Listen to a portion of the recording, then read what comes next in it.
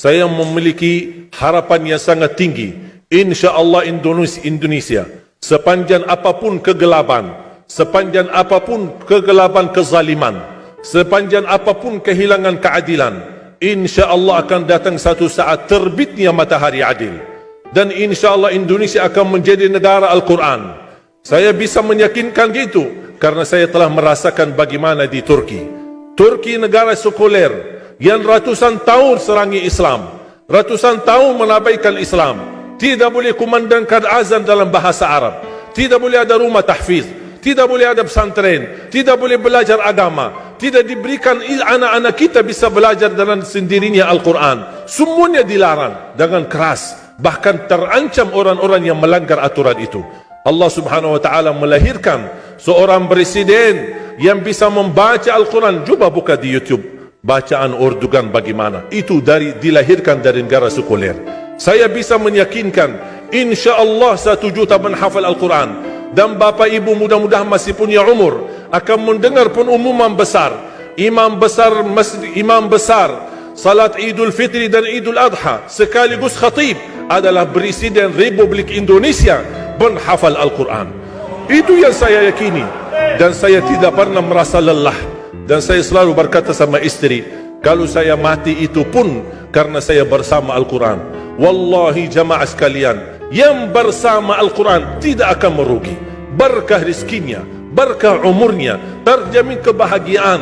Allah subhanahu wa ta'ala hanya minta satu, berkenan bersama Al-Quran di dunia. Apa yang kita dapat? Apa yang akan dibalas? Akan Al-Quran temani kita di dunia, akan temani kita saat sakratul maut, akan temani kita di kuburan membela kita, akan menemani kita saat kita dibangkit oleh Allah, akan menemani kita saat hisab, akan menemani kita saat berjalan di atas sirat yang sangat tipis dan panjang, bahkan tajam jalanannya. Begitu sampai ke surga, apakah Al-Quran melepas? Tidak akan melepas. Al-Quran masih berkenan, padahal kita hanya cuma sekali berteman sama Al-Quran di dunia. Dia begitu luar biasa panjangnya bertemanan sama kita sampai ke surga, bahkan akan temani kita masuk surga. Sebagaimana bersabda Rasulullah SAW, yuqalu liqari'il Quran, ahlul Quran di dunia yang kesibukannya baca, kesibukannya hafal, tidak membuangkan waktu sia-sia, selalu bersama Al-Quran. Allah suruh dia, bacalah dalam surgamu, naik derajatmu. Baca, naik lagi, tambah lagi baca, naik lagi, sampai di posisi mana pun anda berhenti baca, disitulah posisimu di dalam surga. Bagaimana kata Siti Aisyah di riwayat Imam Muslim, jumlah tingkatan-tingkatan dalam surga Allah sesuai jumlah ayat Al-Quran. Oleh karena itu tidak ada yang lebih tinggi di dalam surga Allah daripada Ahlul Quran. Cukuplah bahagia Ahlul Quran ketika di hari kiamat dipanggil. Semua manusia dibangkitkan oleh Allah.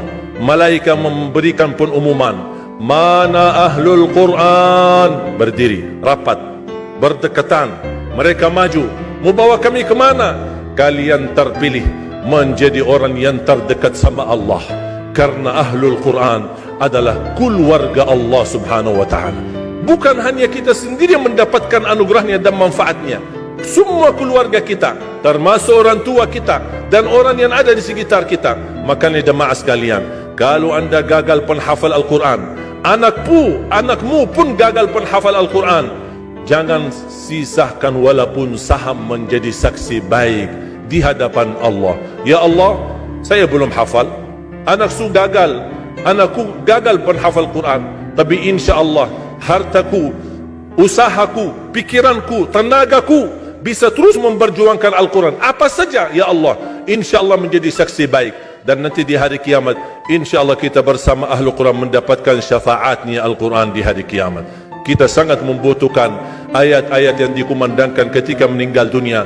InsyaAllah setiap satu huruf akan disalurkan 10 kebaikan. Mudah-mudahan semua yang hadir diberikan kemuliaan dan keanugerah dari Allah menjadi Ahlul Quran, penghafal Al-Quran, penghayati Al-Quran, para pencinta Al-Quran, berakhlak-akhlakul Quran. Ya Allah, aku mohon atas izin-Mu ya Allah, kami bersama-sama bertemu di masjid ini. Berilah kepada kami kemuliaan bersama-sama bersama Ahlul Quran, di dalam surgamu ya Allah, ya Dzal Jalal wal Ikram, ya Arhamar Rahimin, ya Arhamar Rahimin. Anugerahlah kepada kami anak dan keturunan penghafal Al-Quran, anak dan cucu penghafal Al-Quran yang mampu menjaga nama baik keluarga kami, yang mampu membanggakan kami di hadapan-Mu hari kiamat, yang mampu menghadiahkan mahkota untuk kedua orang tua kami. Birahmatika ya Arhamar Rahimin.